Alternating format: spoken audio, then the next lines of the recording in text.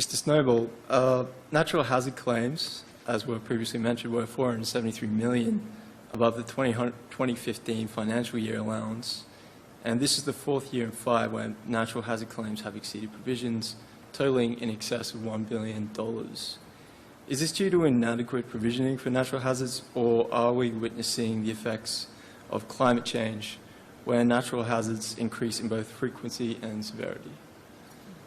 Can I, building on the answer Ziggy gave, the first thing I will say is that the number will never be right.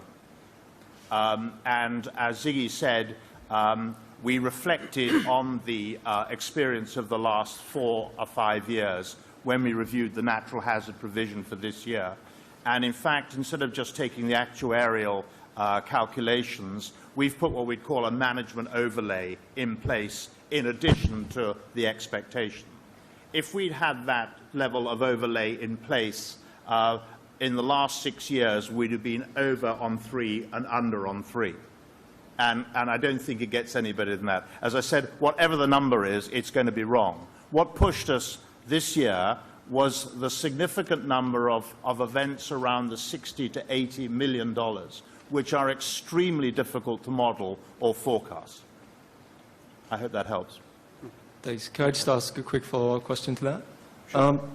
Will these increased losses due to unprovisioned natural hazard payouts result in higher premiums to retail customers, or will we shareholders sustain the loss?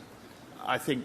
Do you want to go on? I mean, that's a very valid question, and the answer is that as I said in my speech, the industry has experienced about $4 billion of natural hazard events, and certainly we are seeing adjustments to prices going through.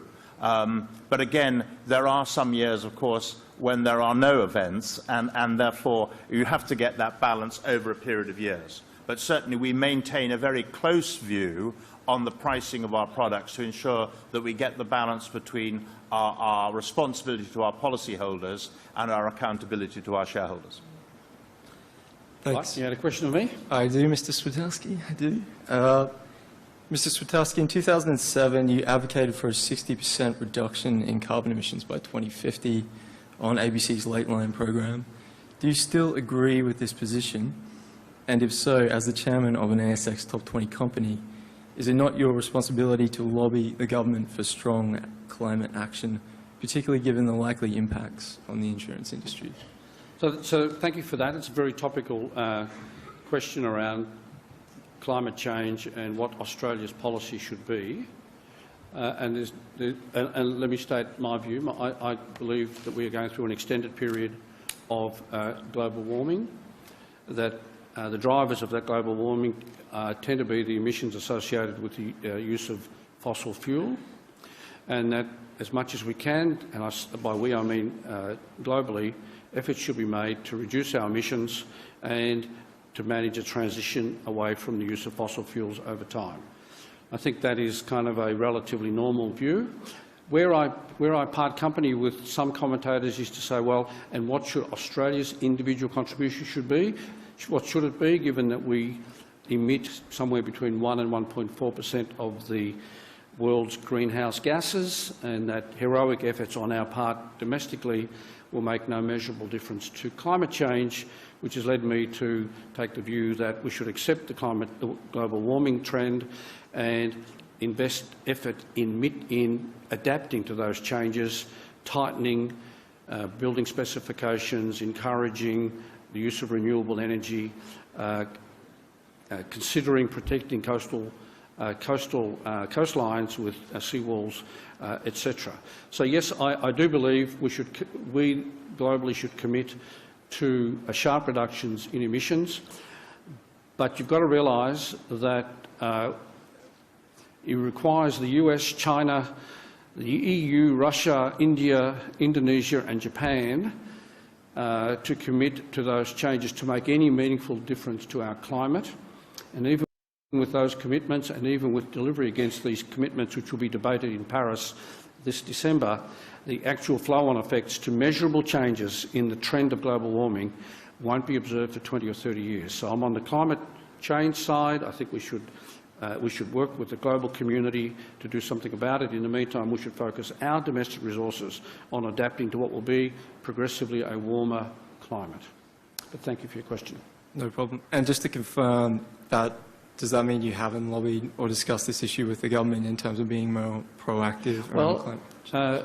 My history in the past has been to be an advocate of a move to clean energy, at the heart of which I believe should be a nuclear reactor program. And that's where I've been most active until other events have overtaken me. In terms of what I may or may not be advising or answering in terms of government policy, that's probably something that should stay confidential. Okay. Thank you. I have one last question. Another one. Okay, last one. If you will indulge me, Mr. Stratowski, I appreciate your time. Can you confirm you are not invested, that is Suncorp Group, in pure play coal mining companies or coal terminals?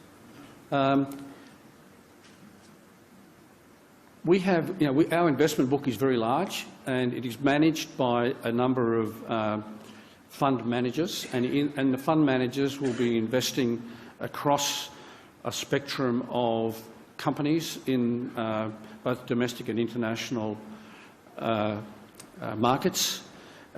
Might there be companies that are substantially around fossil fuels? There might be. We haven't at this stage taken we haven't sought to intervene to direct the investments away from fossil fuels, but we are sensitive to community mood, and we're watching that space closely.